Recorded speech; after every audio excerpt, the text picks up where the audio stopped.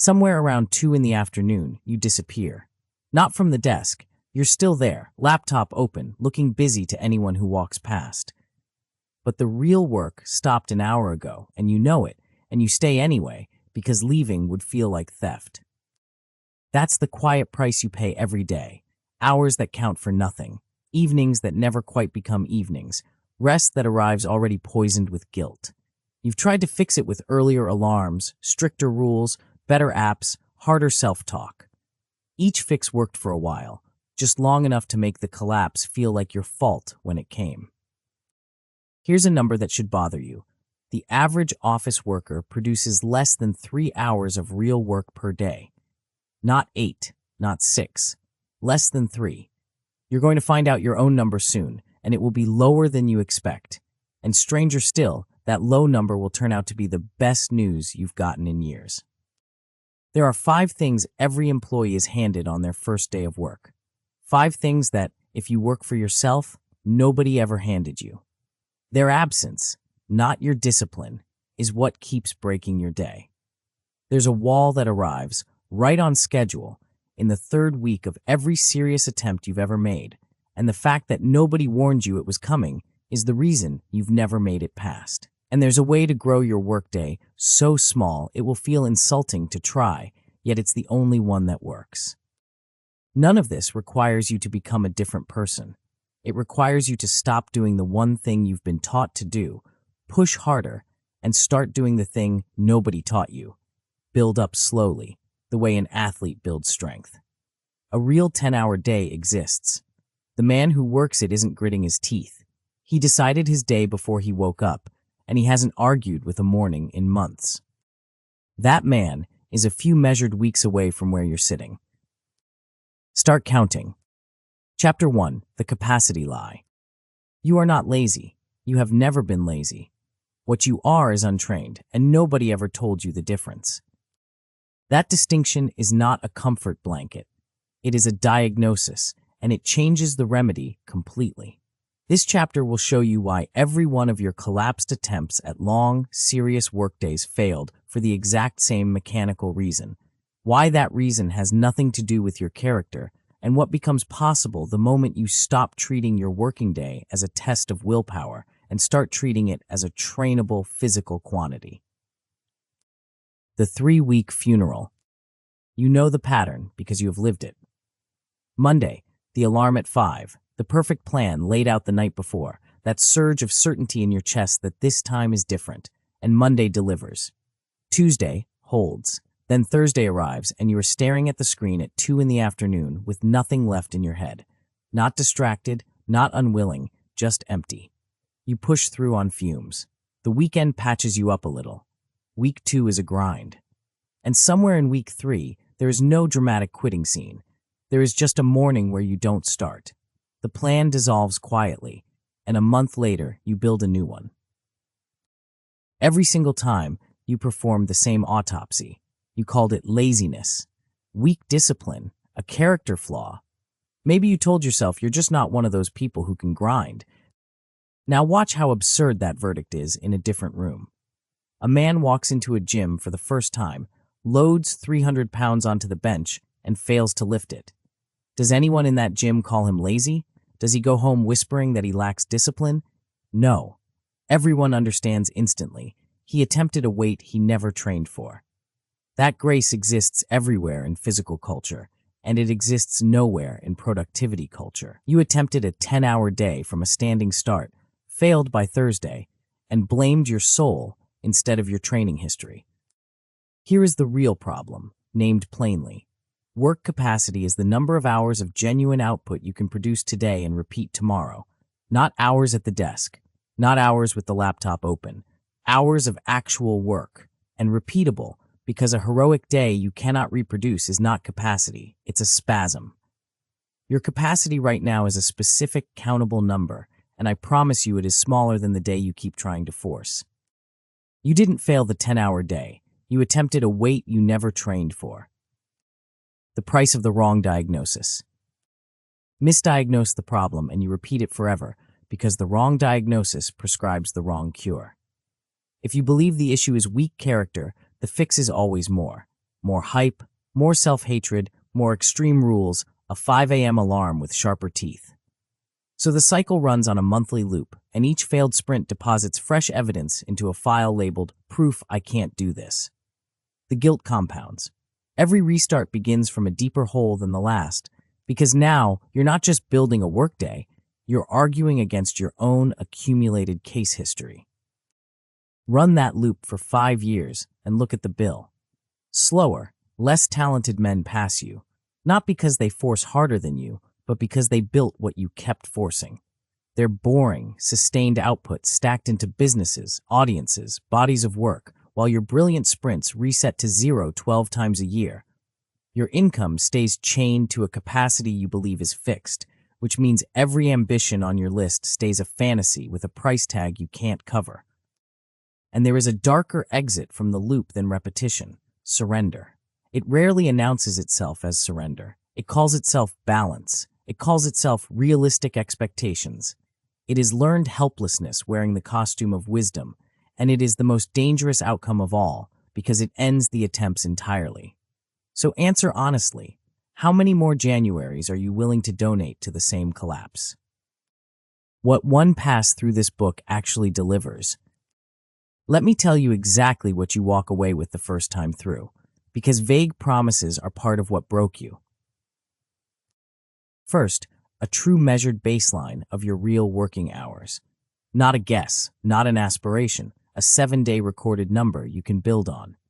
Fair warning, it will be lower than you think, and that is good news. For reasons Chapter 3, the baseline will make almost embarrassingly liberating. Second, working guardrails installed from zero. A hard start, a quota, a hard stop, and a shutdown ritual. The structure an employee gets handed on day one and you are handed never. Chapter 5, the guardrails, builds all four. Third, your first completed 4-week block. Typically 1 to 2 genuine hours added to your day. Read that again. Genuine hours, the repeatable kind. But the bigger prize isn't numerical. It is surviving the week 3 wall for the first time in your life. Do that once, and something permanent shifts in what you believe about yourself, because the place where every previous version of you died becomes a place you have walked through. The machine at the end of the road. Keep running blocks, and the arithmetic gets ruthless in your favor. Small increments, held long enough to become normal, stacked across months, compound into a genuine 8 to 10 hour trained day. Not a white-knuckled day, a trained one. The difference between a max attempt and a working weight. Underneath the hours sits the real transformation. You stop negotiating with mornings because the day already decided before you woke up. You migrate from someone who needs motivation to someone who owns a method, and those are two different species of worker. And the method doesn't stay in your work. Progressive overload is how every trained human capacity is built. Strength, endurance, skill, all of it. The working day is simply the first thing you're going to point it at. The contract. The core system is 3 steps, stated up front so you can hold me to it. Step 1, measure your baseline. Chapter 3 runs that week. Step 2, install the guardrails. Chapter 5. Step 3, add small and hold long. Chapter 6, the ramp, the week-by-week protocol nobody in this space has ever actually handed you. Around that core sit the support systems. Chapter 4 gives you the training law that makes the whole thing work and exposes the instinct that has sabotaged you every time. Chapter 7, the real day, tells you the truth about what a long day actually contains, a truth that will make you angry at half your feed. Chapter 8, the re-entry, is the recovery protocol for the day you miss, because you will miss one, and what you do the morning after decides everything. Now the contract.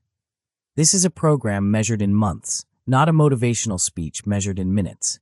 And every chapter ends with one concrete action for the next morning. Do it, or don't bother reading further. This book only works on people who work it. 2 kinds of operators. Losers treat discipline as a mood. They wait to feel ready, restart from zero every month, and chase the heroic week. Maximum effort, zero structure, guaranteed collapse.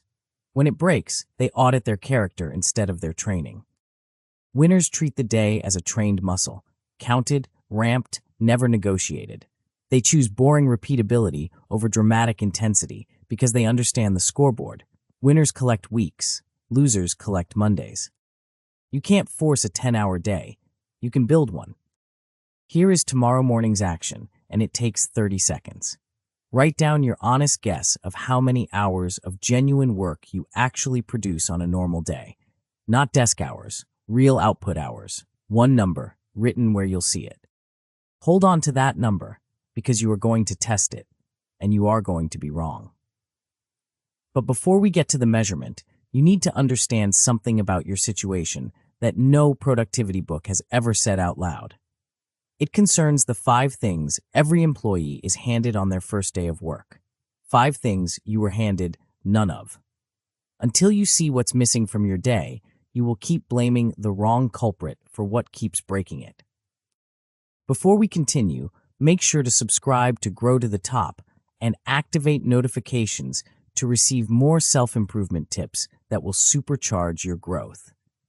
And make sure to give this video a thumbs up and share it with your friends. It really helps the channel grow. Thank you for your support. Chapter 2. Nobody's coming. Nobody is coming to stop you.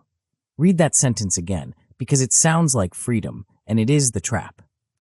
Nobody assigns your deadlines. Nobody notices when you're struggling. Nobody rings a bell at 6 o'clock and tells you the day is over. You chose this life for the autonomy, and the autonomy is real.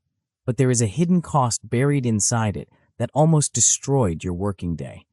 And in this chapter, you're going to see exactly what that cost is. Why every piece of standard productivity advice quietly ignores it, and what to do about it starting tonight. Here is the myth you've been sold. Solo workers fail because they lack discipline. Here is the truth. They fail because they lack scaffolding.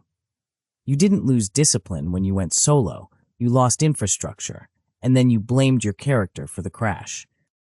The 5 things you were never handed. Think about what an employee receives on day 1, without asking, without even noticing. A start time, be here at 9. An end time, you're free at 6.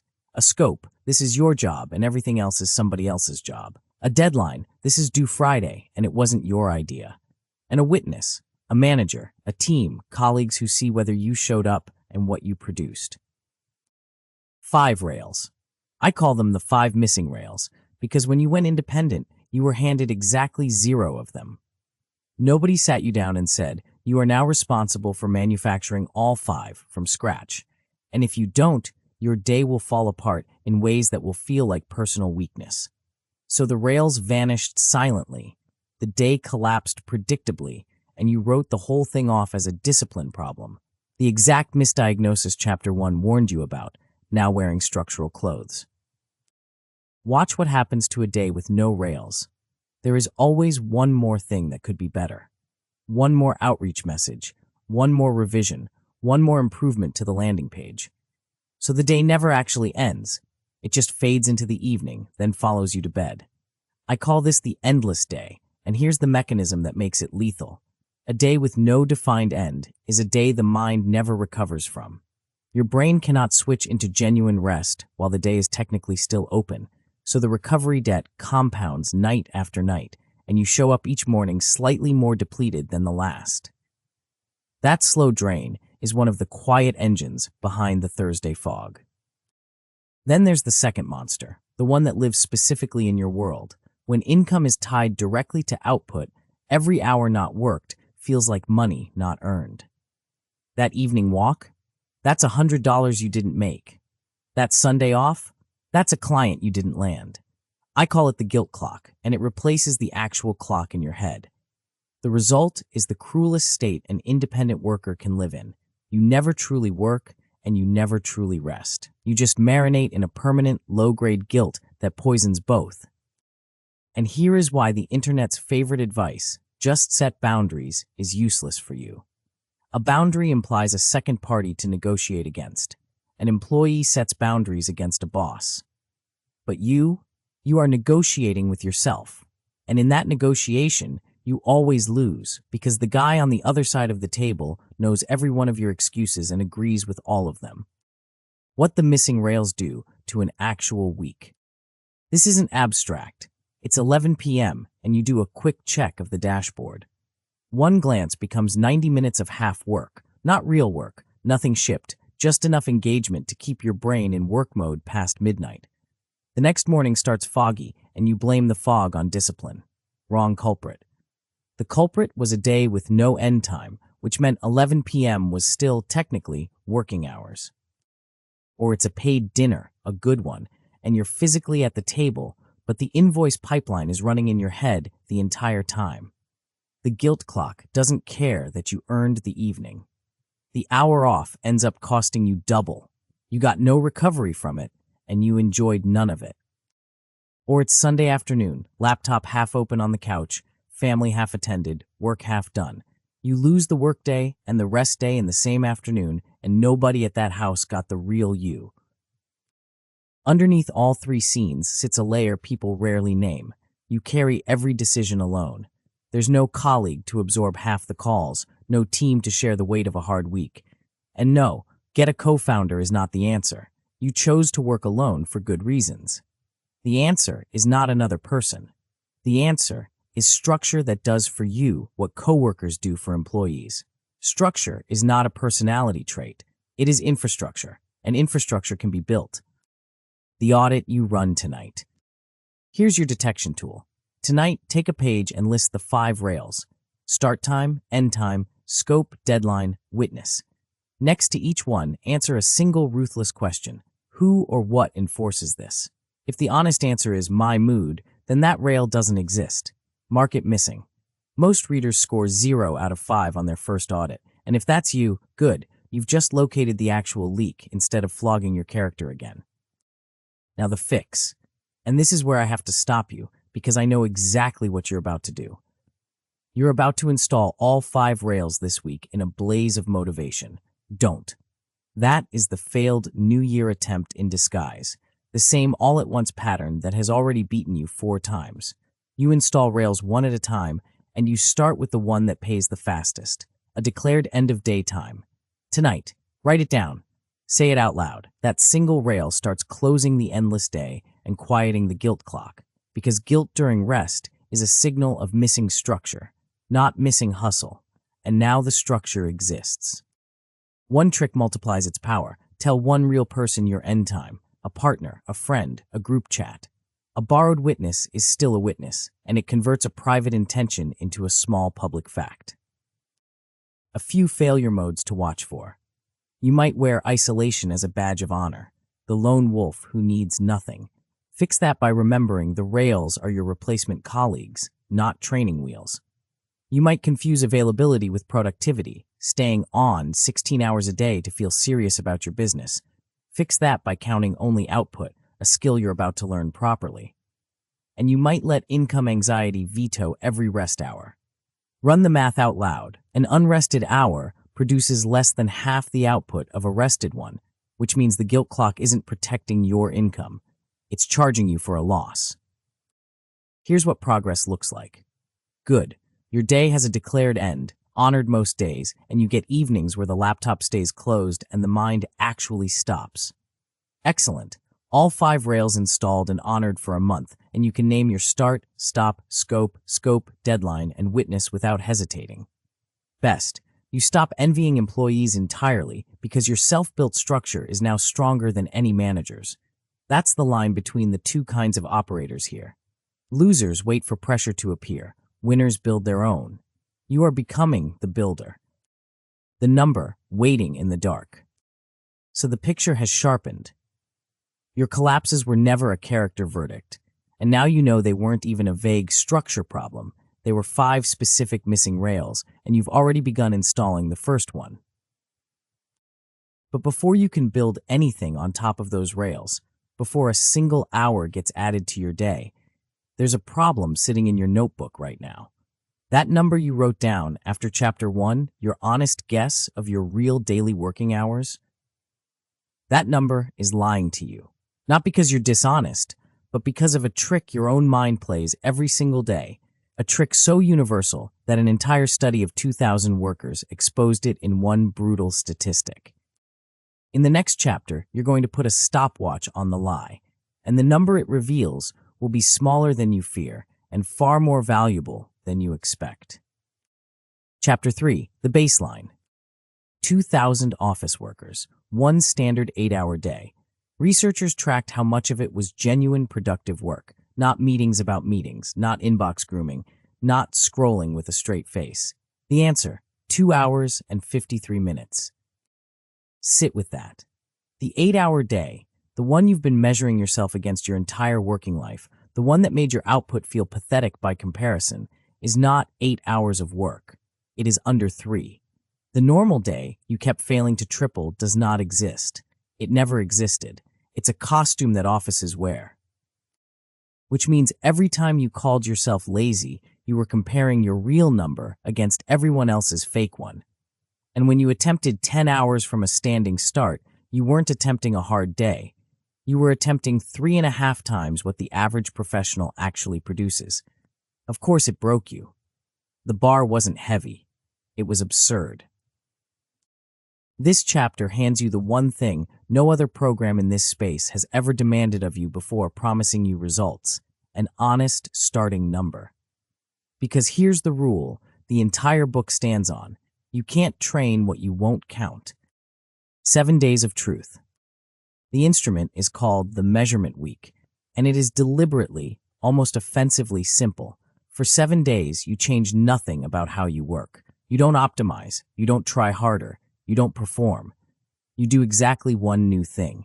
You record how much genuine working time each day actually contained. Notice what you're counting. Not hours seated, not hours with the laptop open, not hours on. Work. Chapter 1 drew the line between desk hours and output hours. This week is where that line gets a stopwatch put on it. And this is where you'll meet the enemy of the measurement, the thing that has been inflating your self-image for years. I call it the motion trap. Activity that feels like work, dresses like work, exhausts you like work, and produces nothing. Reorganizing files, tweaking your task manager, planning the plan, reading industry content, answering messages that didn't need answering. Motion is the systematic miscount every independent worker makes, and it's especially dangerous for you, because with no witness rail from Chapter 2, there's nobody around to notice that your busy day shipped nothing. Here's the boundary, and burn it in. Genuine work is time spent producing something that moves your actual output forward. Motion is everything that merely orbits it. The measurement week exists to separate the two for the first time in your working life.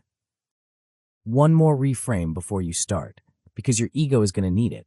Whatever number this week produces, it is not an indictment. It is equipment. In the gym, nobody is ashamed of their starting weight. The starting weight is simply where the bar gets loaded. If your honest number turns out to be 3 hours, you are not behind. You are average, with the mask off. The difference between you and everyone else living at that average is that in 7 days, you will know your number, and a known number can be trained. That's why I call the baseline your starting weight. It's not a verdict, it's the bar. Motion wearing work's clothes. Let me show you what the motion trap looks like from the inside, because you will recognize yourself in at least one of these. There's the market research session, 40 minutes of scrolling competitors, feeds, and threads wrapped in a business excuse. It felt informative. Test it. What did it produce? Nothing a customer will ever see. Motion. There's the dashboard architect. Reorganizing the Notion workspace for the 3rd time this month, color-coding the system that exists to help you ship the thing you still haven't shipped. The workspace got better. The work didn't happen.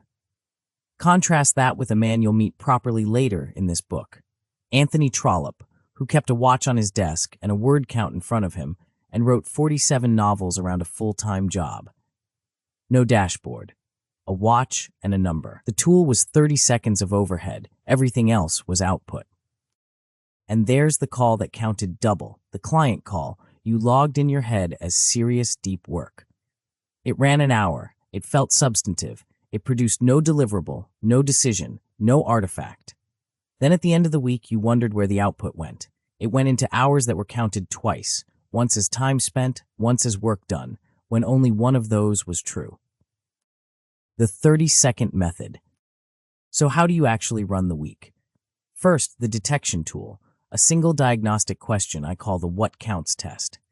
At the end of any block of time, ask, did this block produce something a client, customer, or audience will ever see? If yes, it's work. Log the time. If no, it's motion. Log it as motion if you like, without shame. Motion isn't sin, some of it is necessary, but never ever log it as work. The recording system is one notebook line per day, 30 seconds. That's the entire apparatus, and the constraint is deliberate. No apps, no time tracking software, no spreadsheet with formulas. The moment you start building a tracking system, the motion trap has eaten the cure. You're doing motion about measurement instead of measuring. Now, the single rule that everything downstream depends on: do not improve while measuring. I know exactly what will happen around day 2. The act of counting will make you want to perform for the notebook. Squeeze out an extra hour, skip the scroll, be the better version of yourself for the camera. Resist it with everything you have, because a baseline taken during a motivated week is a lie, and it's a lie with a delayed invoice. The entire ramp in Chapter 6 gets built on this number, and a flattering number sets a load you cannot actually hold. You will pay for the flattery in week 3, at the exact wall that killed every previous attempt. If a surge happens anyway, treat the week as contaminated. Extend the measurement into a second week and use the honest one. 3 field rules will keep the data clean. Log immediately after each block, not at day's end. Memory recalled in the evening inflates by 30% or more, and you need truth, not nostalgia. When in doubt about a block, it's motion. The tie always goes to the ugly answer. And remember, the uglier the number, the more useful it is. A brutal 2 hours and 15 minutes is a foundation. A flattering 5 is a landmine. 2 more failure modes, because I know you. You might round up out of shame, logging 4 when the truth was 2.5. Nobody sees this notebook. It's not a performance review, it's a blueprint, and blueprints drawn from vanity produce buildings that collapse. And you might quit on day 3 because the number hurts. When it hurts, go back to the top of this chapter and reread the statistic. 2 hours and 53 minutes is the working world's real average. Your ugly number isn't proof you're broken. It's proof you're finally the one person in the room measuring honestly. At day 7, average the daily numbers. Write the average at the top of a fresh page. That figure is your starting weight for the entire program, the number every future increment will be calculated from. Here's the deeper line this week draws between operators. Losers protect their self-image from the number. They'd rather feel like a 6-hour worker than know they're a 3-hour one. Winners want the ugly truth, because the ugly truth is the only surface you can build on. By day 7, you will have crossed to the second side. You'll be able to state your true daily capacity out loud without guessing, and the shocked evenings, where the day felt full but the output is missing, will start to disappear because your logged hours and your felt hours finally match. So now you'll hold something no failed attempt ever gave you, a real, measured starting weight, written in your own handwriting. But a starting weight sitting alone in a notebook is just a number. It doesn't grow by itself. Turning that number into a bigger one requires a law, not a hack, not a routine, a law, the same one governing every trained capacity in your body. And here's the warning. The moment you learn it, an old instinct of yours is going to rise up and fight it. That instinct has beaten you 4 times already. In the next chapter, you'll finally see its face. Chapter 4, Progressive Overload. Picture a gym on a Monday morning. A new guy walks in, first session of his life, and loads 300 pounds onto the bench. The regulars go quiet. 2 spotters drift over, wincing before he even lies down. He unracks it, the bar drops to his chest, and it does not move. Not an inch. The spotters haul it off him, he sits up red-faced, and everyone in the building knows exactly what they just watched, because nobody in that gym is surprised. The outcome was written the moment he chose the weight. Now hold that picture, because that man is you. Every January, every post-motivation video Monday, new wake time, new hours, new standards, new everything, all cranked at once, capacity untouched underneath. The collapse wasn't bad luck, it was arithmetic. The heroic week is just the failed week wearing a cape. Chapter 3 gave you your starting weight. This chapter gives you the law that turns it into a bigger one. The same law that governs every gram of muscle ever built applied for the first time to your working day. And I'm warning you now, an old instinct of yours is going to hate this law. We'll meet that instinct before the chapter ends. The law in one line. Here it is. Add a small, deliberate increment to a load you have already adapted to. Hold it long enough to adapt again, then add again. That's progressive overload. 12 words of mechanism doing all the work that a decade of motivational content failed to do for you. Understand what kind of thing this is. It is not a productivity hack, not a technique, not one option among many. It is a law of adaptation, the process by which every trained capacity in a human being is built. Strength, endurance, flexibility, skill acquisition, stress tolerance, all of them expand the same way, through incremental load plus time to adapt. Your working day is a trained capacity like any other. It obeys the same law whether you know the law or not. And until today, you've been violating it on every attempt. To apply the law, you need to know what you're actually loading. A working day has 4 adjustable variables, and I want you to think of them as dials on a machine. Volume, your total working hours, the dial this book primarily trains. Intensity, how cognitively hard the work is. An hour of designing an architecture is not an hour of formatting a document. Frequency, how many days per week you work. And recovery, what happens between sessions. The dial almost nobody realizes is a dial at all, because it looks like the absence of work rather than a component of it. In the gym, growth happens during rest, not during the lift. Same machine, same rule here. Now, the 2 rules that serious training has always known and productivity culture has never once taught you. Rule 1, change one dial at a time. Every trainer on earth knows you don't add weight, add sets, add sessions, and cut rest simultaneously. Yet that 4-dial crank is precisely the anatomy of your failed New Year attempt.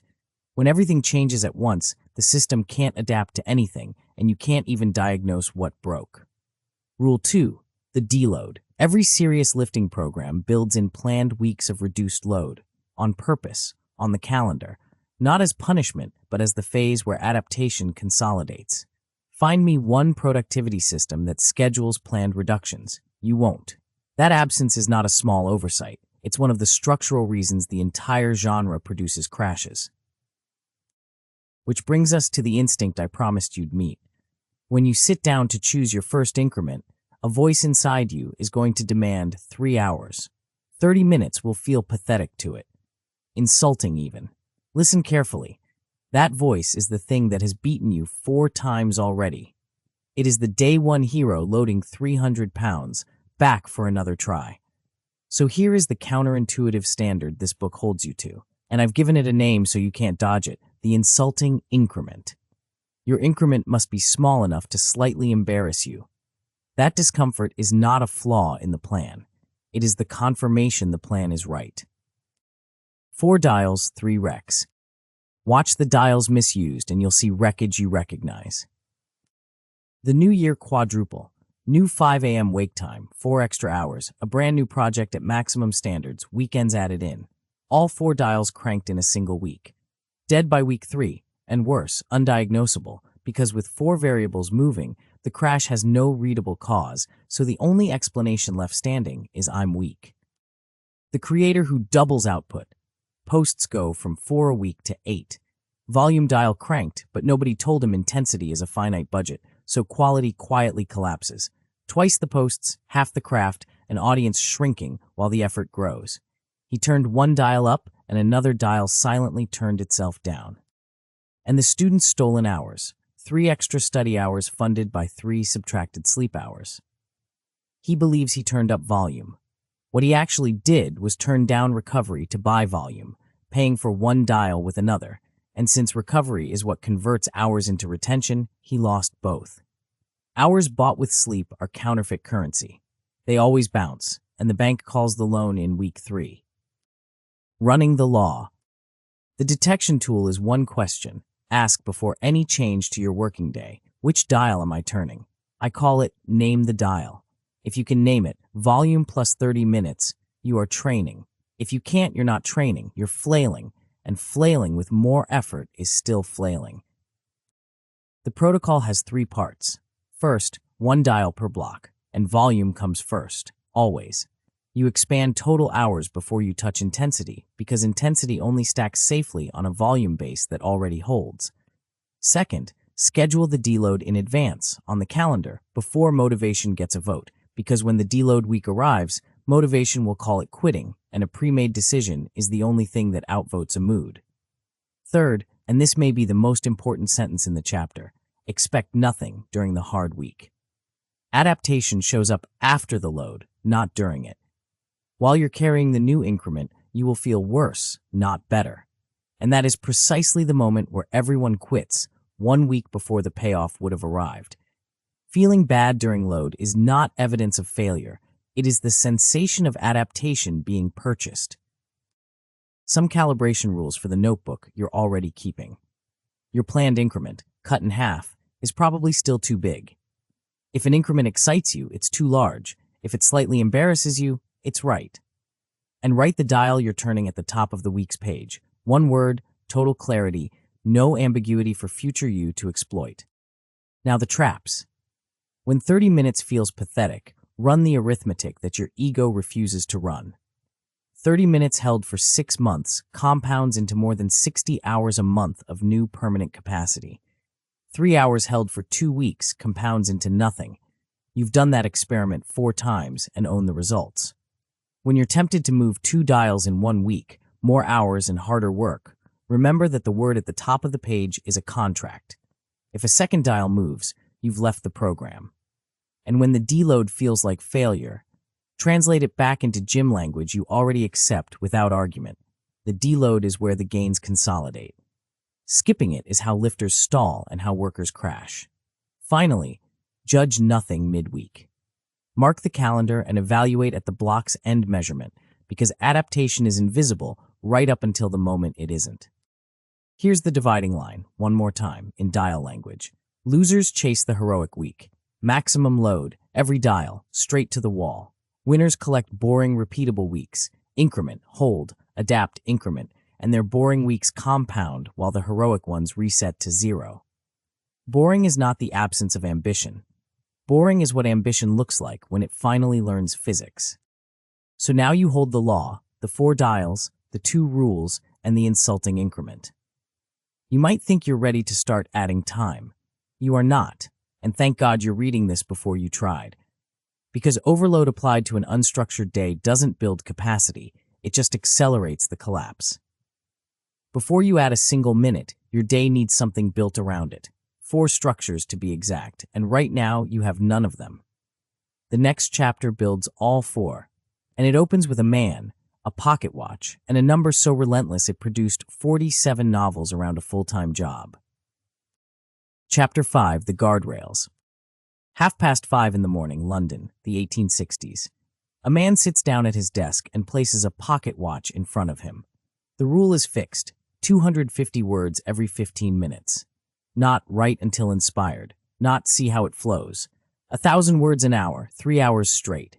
At 8:30, he stands up, closes the manuscript, and leaves for his full-time job at the post office. His name was Anthony Trollope, and that watch and quota routine, run for 39 years around a demanding day job, produced 47 novels. Roughly a book a year, decade after decade, with no muse, no mood, no morning negotiation. If he finished a novel mid-session, he didn't celebrate. He pulled out a fresh sheet and started the next one because the quota wasn't done. Here's the detail that should stop you cold. Trollope never once decided whether to write that morning. The decision had been made years earlier, and it stayed made. Meanwhile, you renegotiate your entire day every single sunrise, whether to start, when to start, how much counts as enough, whether you're allowed to stop. That's the difference, and it has nothing to do with talent. You don't have a discipline problem, you have a negotiation problem, and you're losing to yourself daily. This chapter ends the negotiation.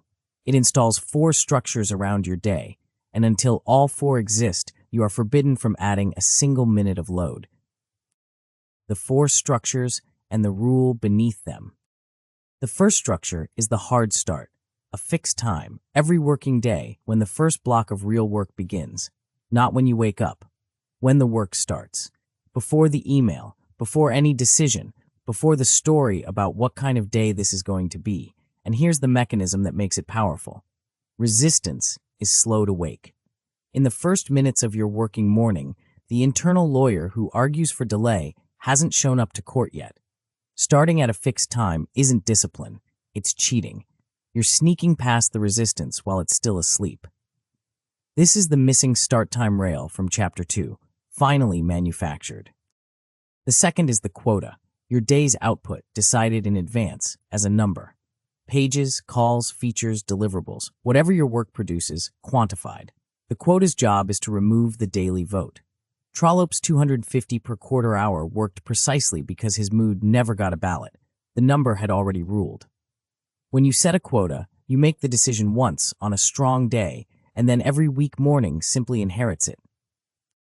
The third is the one almost nobody installs, the hard stop. The day's end, declared before the day begins.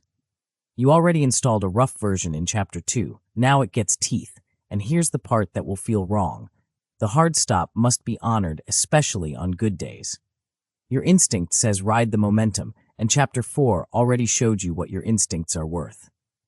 The good day that runs until midnight is a loan against tomorrow at loan shark interest. You're not creating hours, you're stealing them from the next morning and paying a premium for the theft. Repeatability, not heroics, is what the ramp will be built on, and repeatability dies the night you run long. The fourth is the shutdown ritual. 3 minutes at the hard stop that converts still working in my head into actually off. Because here's what nobody tells independent workers. Stopping physically and stopping mentally are two different events. Without a deliberate closing procedure, the open loops follow you to the couch, the dinner table, the pillow, and the hours you're not working still cost you. Your recovery becomes fake, and fake recovery is unpaid work with none of the output. Underneath all four sits a principle worth tattooing somewhere. Software founder Wasim Daher put it plainly, and I'll sharpen it. Either be working or actively not working, nothing between. Call it the binary rule. The half-working, half-resting middle state is where independent workers lose everything because it produces neither output nor recovery. It's the forbidden zone, and most of your evenings currently live in it. 3 ways the unfenced day bleeds. Watch the guardrails absence in action. It's morning, and before your first block, you answer one quick email. One reply becomes an inbox session. The inbox surfaces a small problem. The small problem wakes the resistance. And by the time you surface, your best cognitive hours are gone, and the day's first deep block died before it started.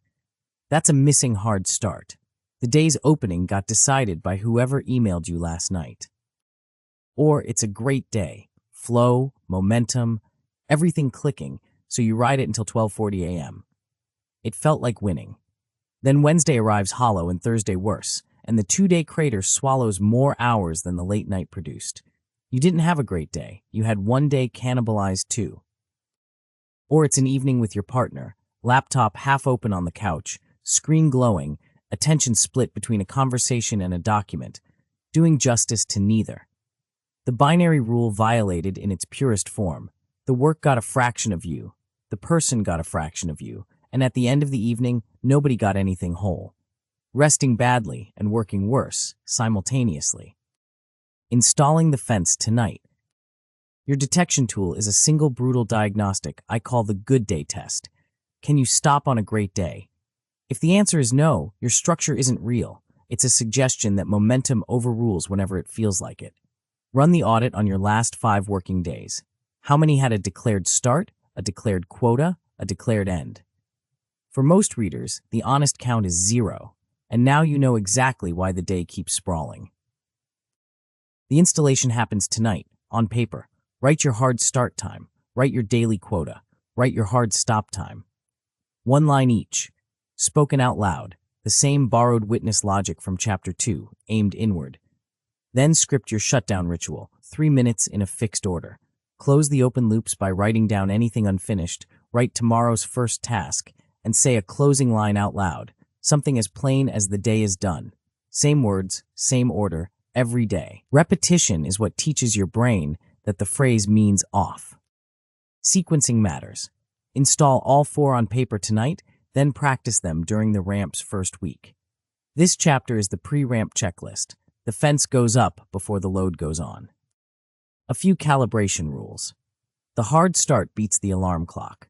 What matters isn't when you wake, it's when the first block begins, so anchor the start, not the sunrise. Make the quota embarrassingly achievable at first. The insulting increment logic applies here too, because a quota you hit daily builds the machine, and a quota you miss daily builds nothing but guilt. And if you catch yourself churning on work after the shutdown, the ritual was skipped or rushed. Run it again, out loud tonight. Now the sabotage patterns. You might set a start time you'll try to hit. Kill the word try. The hard start is an appointment, and you treat missing it like missing a flight, not like snoozing an alarm. You might make the quota a range, 2 to 5 pages depending, which quietly reopens the exact negotiation the quota exists to close. One fixed number, low enough to hit on your worst day. You might break the hard stop when momentum is roaring, so at the stop, write tomorrow's first task before you close the laptop. You're parking on a downhill slope, and the momentum transfers to morning instead of burning out at midnight. You might skip the shutdown ritual because talking to yourself feels silly. Run it 7 straight days before judging, because the first evening your brain genuinely switches off will argue better than I can. And you might keep living in the forbidden middle on evenings and weekends. So schedule active rest with the same precision as work. The gym, the walk, the people, named and timed, and phone-free. Here's the shape of progress. Good. 4 guardrails written and attempted daily. Your day has a start, a target, and an end for the first time since you went solo. Excellent. Hard start and hard stop honored 5 days straight. Mornings begin without negotiation. Evenings end without guilt. Best. The shutdown works so completely that your evenings actually recover you, and mornings need no willpower at all. That's the final divide. Losers negotiate with the morning every morning. Winners decided once. You now wake up inside a decision that was already made. Look at what you're holding. A measured starting weight. A training law with 4 dials. A fence day with a start, a number, an end, and an off switch. The foundation is complete, which means you've arrived at the thing this entire book has been building toward. No book, no video, no guru in this space has ever actually handed it to you. Not work harder, not be consistent, but the exact protocol. Week by week, hour by hour, run on your own numbers. It begins on a Monday morning at 7:58, and it already knows about the wall that killed every attempt you've ever made. Chapter 6, The Ramp. It's Monday of week 1. Your alarm went off. Your starting weight from Chapter 3 is written at the top of a fresh notebook page. It's 7:58 a.m., 2 minutes before your hard start, and here's what's different about this Monday compared to every Monday that came before it. You don't need to feel anything.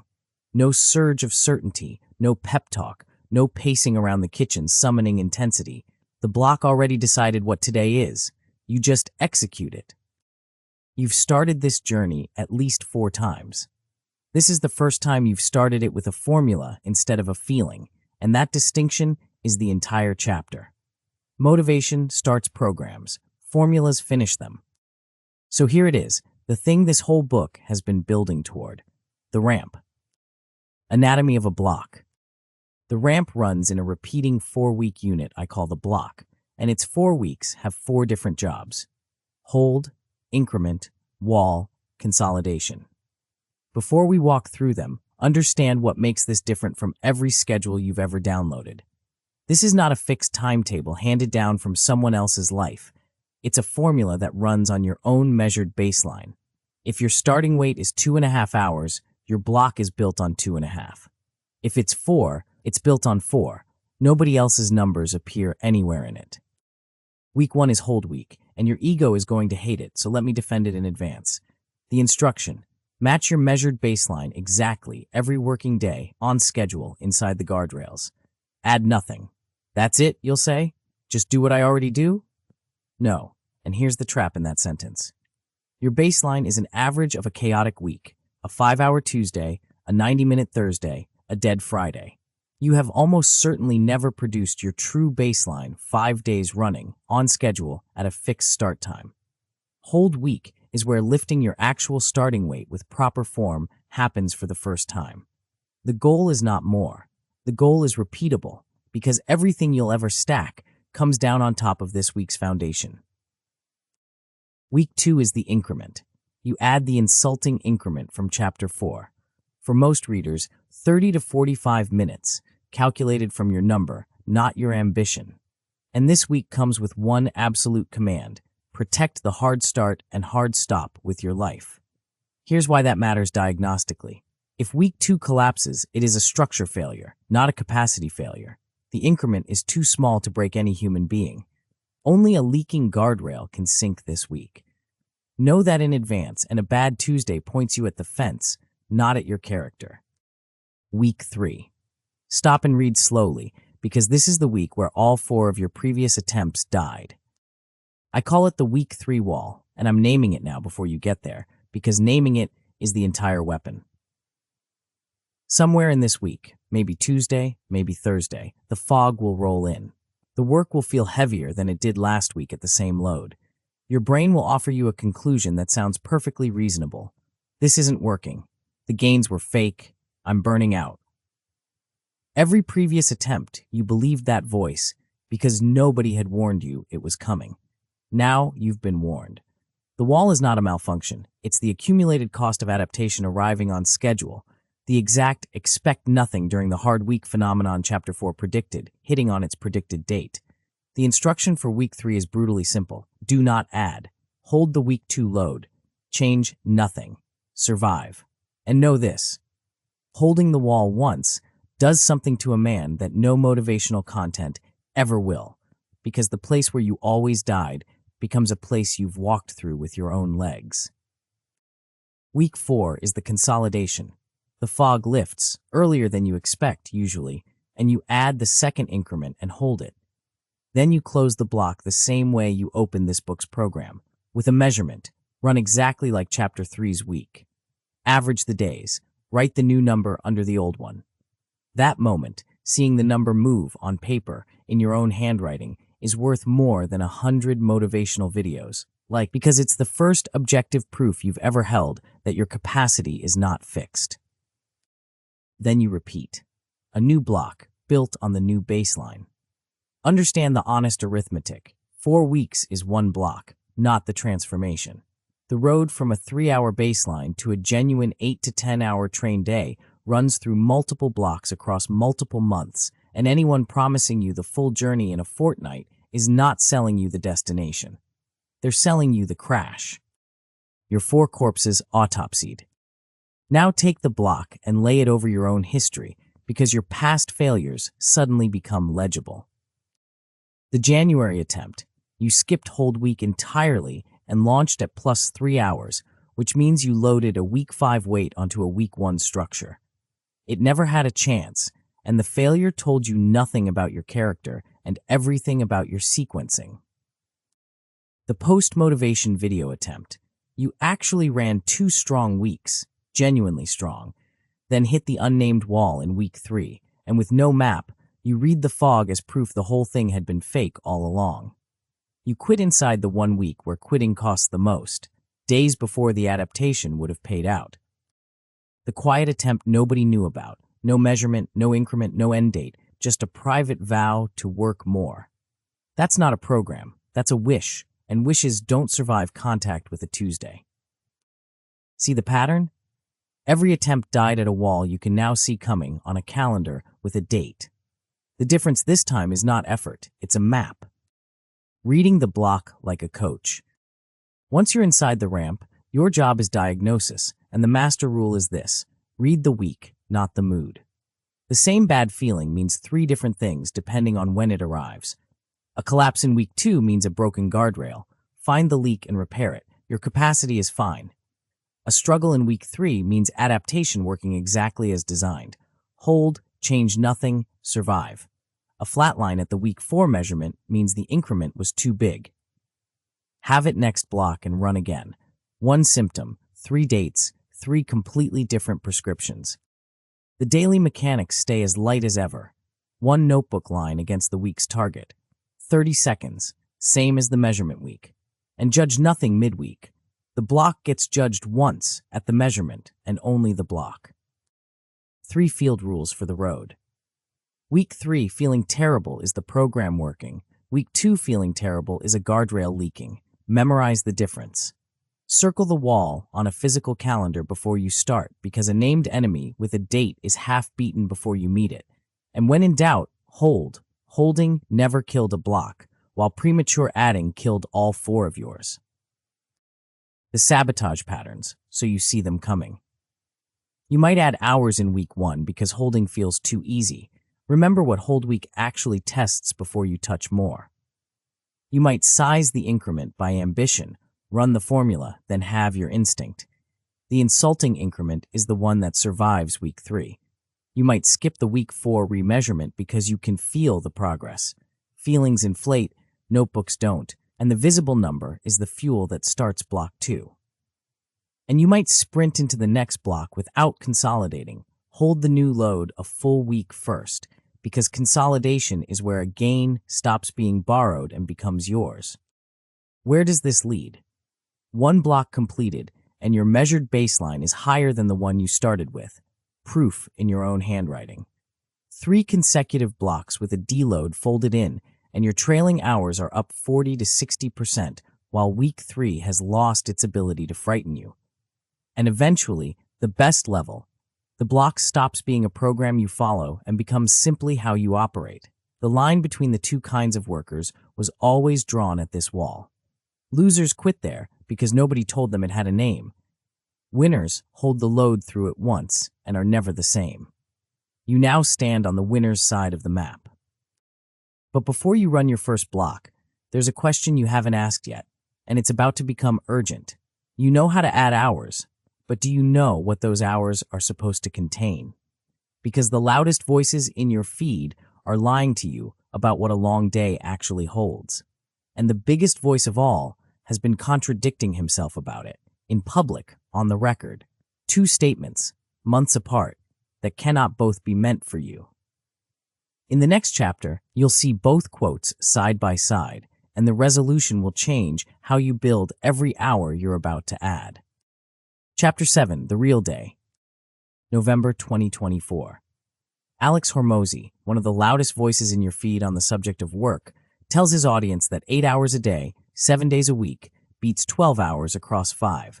Sustainable beats heroic. June 2024. Same man, same platform. Men aged 16 to 28 should be working 6 12-hour days. Read those again. 8 across 7 versus 12 times 6. Same mouth, months apart, opposite prescriptions, and nobody in your feed has ever reconciled them. Millions of young men heard both, picked whichever one sounded tougher, and quietly broke themselves on it. Here's what this chapter will show you. He isn't wrong twice. There's a resolution to that contradiction, and buried inside it is the single most damaging lie in this entire genre, the lie about what a long day actually contains. Because you're about to start adding hours through the ramp, and if you fill those hours with the wrong thing, you'll produce exhaustion without output and conclude the whole system failed. Let me say the lie plainly so we can kill it. A 10-hour day is not 10 hours of deep work. It never was, for anyone, ever. Anyone claiming 10 hours of daily deep work is either redefining deep work or lying. The 3 tiers nobody told you about. Not all working hours cost the same. That sentence sounds obvious, yet every hour count claim you've ever heard pretends otherwise. So here's the classification system that makes long days finally legible. I call it the intensity ladder, and it has 3 tiers. Tier 1 is hard work, genuinely difficult cognitive output. Designing the system architecture, writing the sales page from a blank screen, solving the problem nobody has solved for you. These are the 2 to 3 hours that actually move the needle. Expensive, brutal, and irreplaceable. Tier 2 is execution work, real production at lower cognitive cost. Editing the draft, building from the spec, recording once the outline exists, implementing the decision already made. Still genuine work by the what counts test, It ships things, but it doesn't burn the same fuel. Tier 3 is admin, the necessary motion. Invoices, scheduling, inbox. It has to happen, and it belongs in the scraps of the day, never at the center. Now the science that puts a ceiling on Tier 1. The researcher K. Anders Ericsson, the man behind the studies that the 10,000 hours idea was drawn from, found something the hustle merchants never quote. Even elite performers, the best violinists and athletes and chess players on Earth, max out at roughly 4 hours of truly hard practice a day. Not 4 hours because they're lazy. 4 hours because that's where the biology tops out. The people with the greatest incentive and training in history to push past that ceiling do not push past it. So what does a real trained 10-hour day contain? 2 to 3 hours of hard work, wrapped in 5 to 6 hours of execution work, with admin tucked into the gaps. That's it. That's the number, decomposed. The elite performer you're comparing yourself to isn't doing something superhuman inside those 10 hours. He's doing something structured, and nobody showed you the structure until now. There's a second piece of architecture, how the hours are arranged. Your brain runs on ultradian rhythms, natural cycles of roughly 90 minutes of high function followed by a dip. Fight the dip and you get diminishing garbage. Work with it and you get what I call the 90-minute engine. Blocks of about 90 minutes with genuine recovery between them. And hear this clearly. The recovery between blocks is load-bearing, not optional. It isn't a reward for the last block. It's the fuel purchase for the next one. Skip it and block 3 runs on fumes, then doesn't exist at all. Then there's the ceiling on the whole structure. Stanford economist John Pencavel analyzed output against hours and found that productivity per hour collapses past roughly 50 hours a week and goes nearly flat past 55. Beyond that, you're donating time for almost zero return. Notice carefully what that ceiling measures. The week, not the day. A trained 8 hours 5 days structure is 40 hours, comfortably under. The 12x6 fantasy is 72. Deep in the collapse zone, paying full exhaustion for flatlined output. This research doesn't contradict the book you're holding. It contradicts the version being sold everywhere else. And now, the Hormozi contradiction dissolves. He isn't wrong twice. He's describing 2 different athletes at 2 different training stages. The 12x6 prescription is a short, brutal season for a young man with no dependents building his first capacity base. And even then, most of those 12 hours are execution and admin, not deep work. The 8x7 prescription is the sustainable structure of a trained operator playing a decade-long game. The tragedy is that audiences hear both as universal. So run the self-diagnostic. Which athlete are you right now? If your measured baseline is 3 hours, you are neither yet. You're on the ramp, and the ramp is how you earn your way up the tiers. 3 days built upside down. Watch the ladder violated, and you'll recognize your own calendar. There's the phantom schedule. 10 hours of deep work blocked out in the calendar, 2 hours of actual output produced, and 8 hours of self-blame filling the gap. The calendar demanded something no human nervous system can supply, and when biology won, the owner billed his character for the difference. There's the founder grinding admin at peak brain hours, invoices and inbox at 8 a.m., when the mind is at its sharpest of the entire day, while the hard creative problem gets shoved to 9 p.m., when nothing sharp remains. Same total hours, same effort, and the day's best fuel burned hauling its cheapest cargo. And there's the 12-hour library day. Hour after hour stacked on material that stopped being retained after hour 4, because study at full comprehension is Tier 1 work, and Tier 1 was already at its ceiling. Volume got ramped on the one tier that cannot be ramped. Maximum exhaustion, minimum return. Counting by tier. Here's your detection tool, and it takes 5 minutes. The tier audit. Take yesterday. Label every block H, E, or A, hard, execution, admin. Then face the diagnostic question. How many H hours did yesterday actually contain? For most readers, the honest answer is under 1 hour of genuinely hard work inside a day that felt completely full. That single number explains more about your stalled projects than any productivity video ever has. The fix is sequencing. Hard work owns your first 90-minute blocks. right behind the hard start, before the inbox, before the resistance wakes, which is exactly why the hard start exists. Execution fills the middle of the day. Admin lives in the scraps at the edges where tired lives. And here's the rule that protects your entire ramp. When you add hours through the blocks of Chapter 6, you are adding execution hours. The hard work tier grows last and slowest because it's the tier with the physiological ceiling, the growth room in your day lives in tiers 2 and 3. Some field rules. Never spend a fresh brain on admin. It's like sprinting to the mailbox before running a marathon. Protect 2 H blocks a day before you ever chase a third. 2 real hard blocks daily, compounded, outproduces most people's entire full-time output. And use the tired test to keep yourself honest. If you can do it exhausted, it's not tier 1. Schedule it where exhausted lives, and never label it H. That last rule matters because your ego will try to inflate the H count by dressing execution up as hard work. The tired test strips the costume off. 2 more traps. You might run blocks back to back because pausing feels like slacking. Schedule the between block recovery like a meeting because that recovery is what makes the third block exist. And you might copy a 12-hour influencer schedule from an untrained baseline. Run the athlete diagnostic first, take the advice meant for your current tier, and earn the next one through blocks, not bravado. Where this lands, at the good level, you can label your tiers accurately, and your calendar finally matches your energy. Hard things scheduled where hard capacity exists. At the excellent level, hard work owns your first blocks every single day, and your most important project moves forward daily instead of when things calm down. At the best level, you run the full trained day, 2 to 3 hard, 5 to 6 execution, admin in the gaps, repeatable indefinitely, safely under Pencaval's ceiling.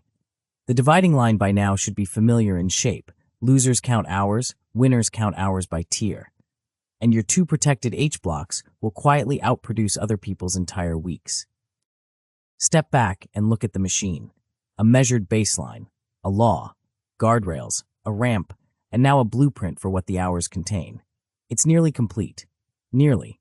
Because there's exactly one thing left that can still kill this entire program, and it isn't a lack of knowledge, and it isn't the wall. It's an ordinary Tuesday. A Tuesday you miss, and you will miss one. Life guarantees it. What you do at 9:47 the following morning will determine whether that Tuesday costs you a single day or the whole machine. The next chapter is about those 13 minutes. Chapter 8, the re-entry. You missed Monday. It doesn't matter why. A sick kid, a client emergency, a night of no sleep, or no reason at all. It's now Tuesday, 9:47 a.m., 17 minutes past your hard start, and you're standing in the kitchen while a voice in your head delivers its verdict. The block is ruined. The momentum is gone. Might as well restart clean next Monday. Listen to me carefully. That voice is about to cost you more than Monday ever did. Here's a fact worth tattooing next to the others. Every program you have ever quit, you quit on the day after the miss, never on the miss itself. Go check your history. The January attempt, the motivation video attempt, all of them. The missed day was survivable every single time. What killed the program was the meaning you loaded onto it the next morning. The missed day never killed the program. The story you told about it did. This chapter is the repair kit that every other system in this genre simply omits. They all assume perfect compliance, which means they're all designed to shatter on first contact with an ordinary life. This one is designed to bend. The tax, the grades, and the rule. Start with a name for the real enemy. The spiral tax, the damage done by your reaction to a missed day, which always exceeds the damage of the day itself. Monday cost you 1 day of output. The story about Monday costs you Tuesday, Wednesday, the week, sometimes the entire identity you'd been building since the measurement week. And the engine driving the tax is streak logic, the mental model where value lives in the unbroken chain. Streak logic makes one bad day catastrophic, and catastrophic days are what end programs. No serious training culture on Earth runs on streaks, only apps do. So replace the panic with a grading system. Breaks come in sizes, and each size has a matching response, chosen by the calendar, not by your emotions. One day off is a rest day. That's the entire diagnosis. Every serious training plan already contains rest days. Yours just arrived unscheduled. No protocol needed, no penance, no story. Resume tomorrow at the same load. 3 days off is a deload. Remember Chapter 4's second rule, the planned reduction you should have been scheduling anyway? Life just scheduled it for you. Reframe the 3 days as the deload you owed the system. Mark it in the notebook as exactly that, and resume at the load you left. 2 weeks or more is a re-entry, and re-entry has a rule, and the rule is where egos go to die. The re-entry rule: never restart at the load you stopped at. Drop back one increment, hold that reduced load for a week, then resume the ramp. Why? Because detraining is real.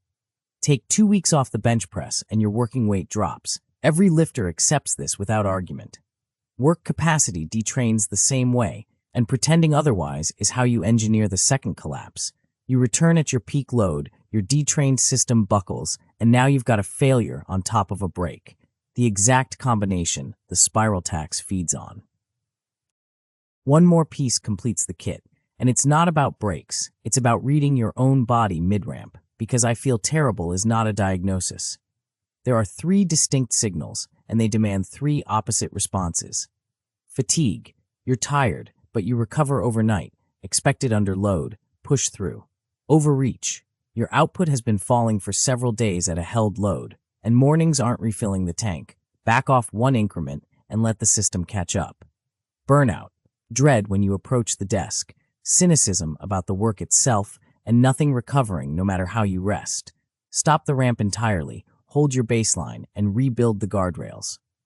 3 signals, 3 doses. Confusing them in either direction is expensive. Treating fatigue as burnout wastes a block. Treating burnout as fatigue and pushing through it is how a 4-week setback becomes a 4-month one.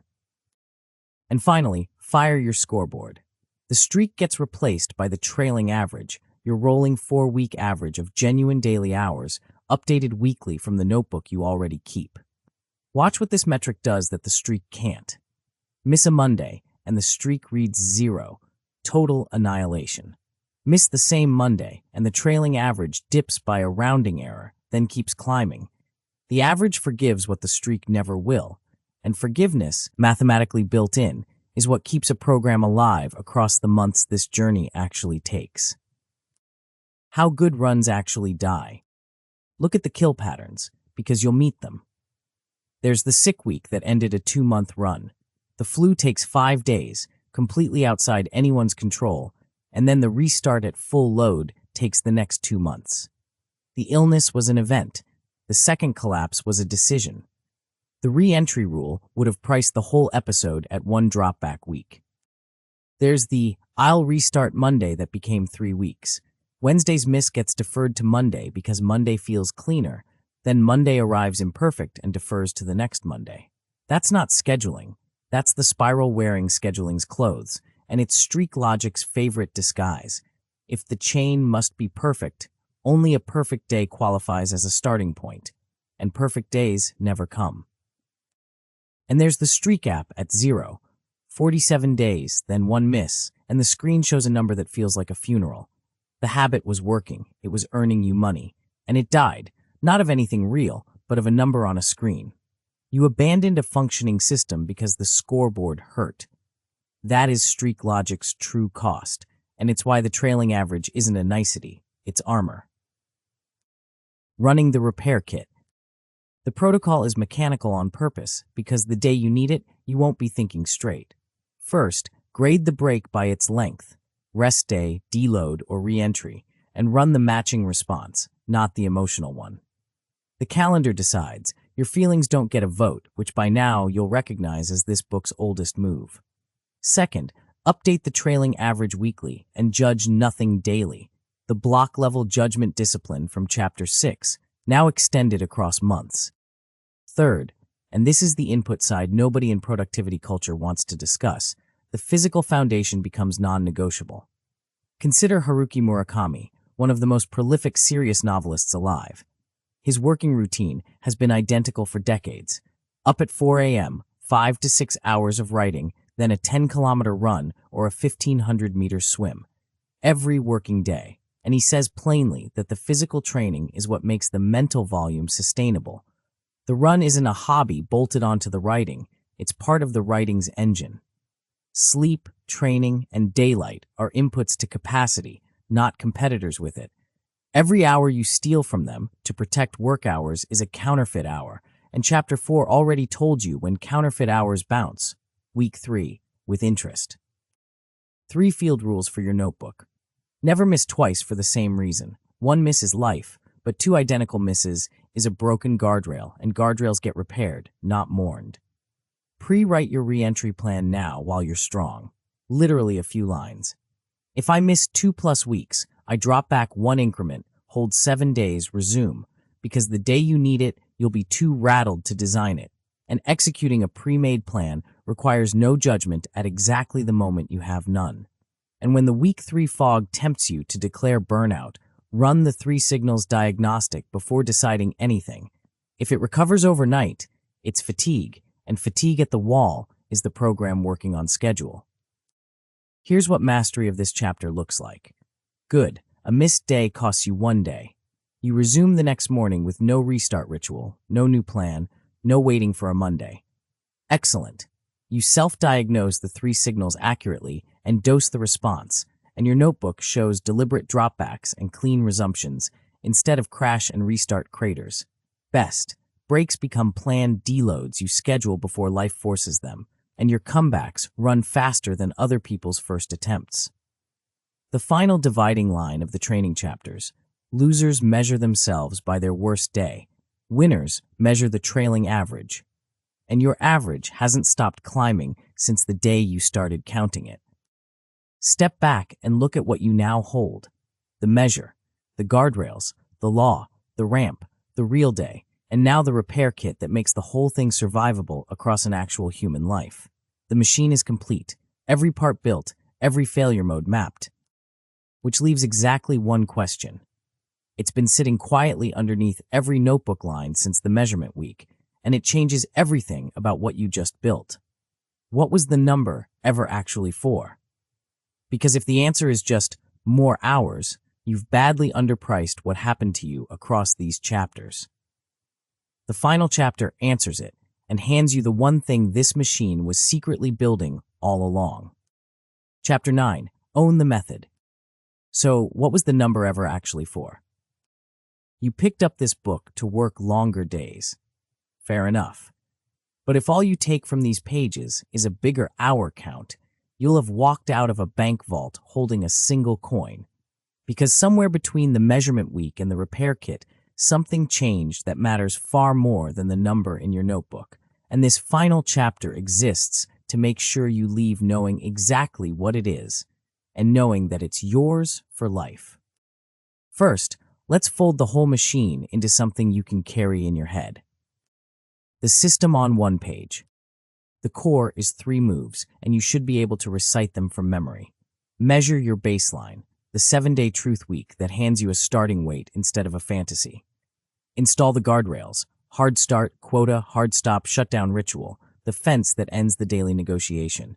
Add small and hold long, the insulting increment, 1 dial at a time, held until it becomes normal. Measure, fence, ramp. 3 moves. That's the entire engine. Around the engine sits the supporting system. The block, hold, increment, wall, consolidation, repeated across months, each one ending with a number in your own handwriting. The intensity ladder. 2 to 3 hard hours wrapped in 5 to 6 execution hours, admin in the gaps, so the hours you add contain the right cargo.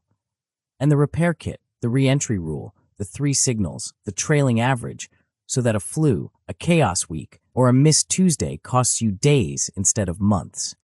And the honest timeline, one final time, because I refuse to let you leave with a fantasy in your pocket. This is measured in months, not weeks. Week 1 is easy.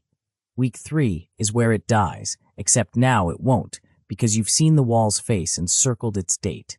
And month 3 is where the whole thing stops being a program you're running and starts being who you are. What you actually own now. Here's the shift in plain terms.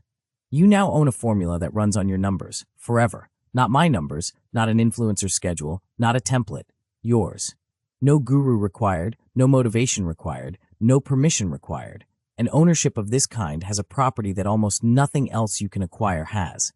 It can't be repossessed. A trained squad is yours in a way a rented car never is. Markets shift, platforms die, algorithms change. The method stays in your hands, portable across every business you'll ever build. The deeper asset is the identity underneath it. You have stopped being someone who needs motivation to work and become someone whose day already decided. Feel the weight of that. Trollope did not wake up at 5:25 and negotiate with himself about whether today was a writing day. The question had been answered years before, and every morning simply inherited the answer. That is now your relationship with your working day. And the man who no longer spends his mornings in negotiation has reclaimed something most people never even realize they're losing: the enormous daily energy cost of deciding whether to be who you said you'd be. The people who get you back.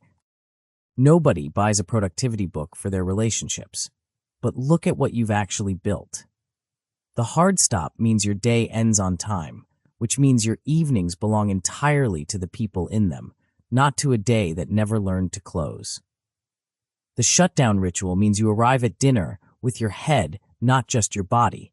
The open loops were written down and shut before you walked in the door. And the binary rule quietly retired the worst version of you, the half-working ghost on the couch, laptop half open, giving nobody the work and nobody himself. That ghost haunted your evenings for years, and the people who love you noticed even when they didn't say it. Here's the truth underneath all the systems. A man whose day already decided is a better partner, a better friend, a better brother, a better father than a man who is forever negotiating with his own guilt. Your family doesn't experience your hour count. They experience whether you're actually there. Now you can be. The new abilities. Take inventory of what you can do now that you couldn't when you opened this book. You can survive week 3. The wall that executed every previous attempt now has a name, a date on your calendar, and a protocol. You can restart after a break without collapsing. The re-entry rule converts the career-ending spiral into a 7-day detour. You can build toward and hold a genuine 8 to 10 hour trained day, on your own measured numbers, structured by tier, repeatable indefinitely under the ceiling. And one more, subtler than the rest. You can read through the noise. The next time some voice in your feed prescribes an hour count, 4, 8, 12, whatever, you'll do something almost nobody else can do. You'll place the claim on the training spectrum, ask which athlete it was written for, and know in seconds whether it's meant for you. You've become immune to the single most expensive confusion in this entire genre.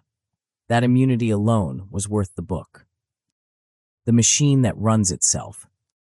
Here's what the coming months hold, and it's the opposite of what your past predicts. Everything you fought for gets cheaper.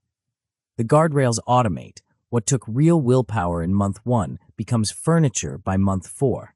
The hard start stops being a decision you make and becomes a fact about you, like your height. The blocks compound. Each consolidated increment becomes the new normal until the capacity you bled for in block 1 is the warm-up of block 5. The effort curve of this method runs downhill while the output curve runs up, the exact inverse of the willpower model, which demands more forcing every month until it snaps. And now the payoff I've been holding since page 1, the real answer to what the number was for. Progressive overload is not a productivity trick. It is the law by which every trained capacity in a human being is built. Every one. And what you've spent 9 chapters learning is not how to work longer. It's the complete operational protocol for expanding any capacity you once believed was fixed. Measure the honest baseline, fence the practice, add insultingly small, hold long, name the wall in advance, deload on purpose, re-enter 1 increment back, judge the trailing average.